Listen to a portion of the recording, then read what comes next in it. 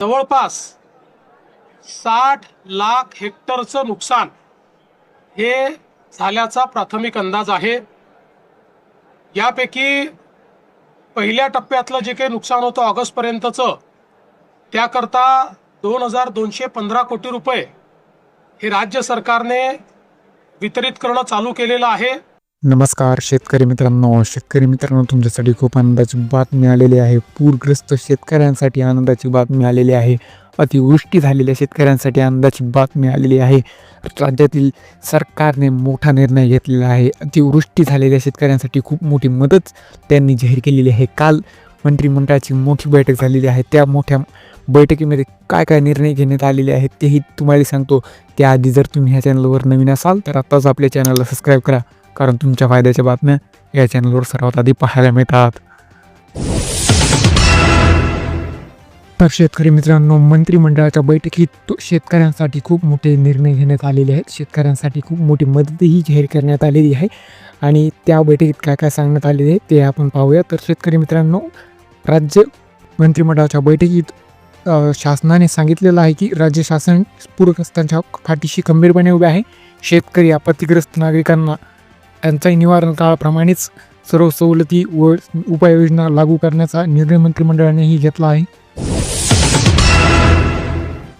तर शेतकरी मित्रांनो, मंत्रिमंडळाच्या बैठकीत दुसरा मोठा निर्णय असा घेण्यात आलेला आहे की आपत्तीग्रस्त शेतकऱ्यांकडील कर्जाची वसुली थांबवावी असे निर्देश बँकांना दिल्याचे मुख्यमंत्री देवेंद्र फडणवीस यांनी सांगितले आहे।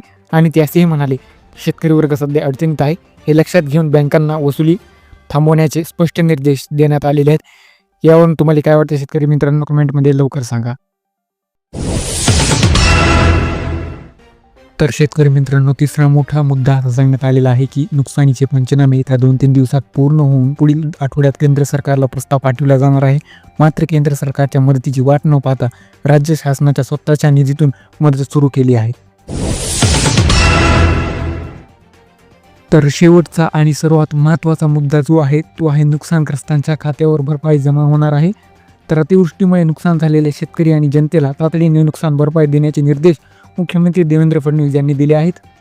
त्याचप्रमाणे विभागाने गतीने कारवाई सुरू केली आहे, असे मदत व पुनर्वसन विभागाच्या प्रधान सचिव विनीता सिंगल यांनी सांगितले। पुढील 3 ते 4 दिवसात नुकसानग्रस्तांच्या खात्यावर भरपाई जमा करण्याचा विभागावर भर आहे, असेही प्रधान सचिव सिंगल यांनी सांगितले।